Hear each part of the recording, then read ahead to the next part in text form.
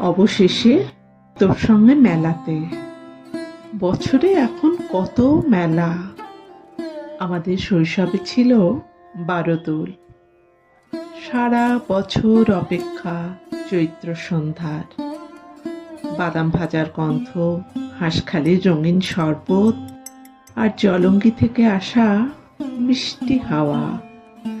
যদিও অমিল এই সরকারি ব্যবস্থাপনায় সুসজ্জিত স্টলের শীতমেলায়, কিন্তু নকল এইসব মানুষের ভিড়ে তোর হাত ধরে আমি, নির্ভুল ছোটবেলা, আমার শাড়ির সঙ্গে ম্যাচিং নীল দুল উপহারের খুশি, একটাই ভাপা পিঠে ভাগ করে খাওয়ার দুর্লভ আনন্দে ভেসে যেতে যেতে মনে হলো, আরো আগে কেন দেখা হলো না আমাদের।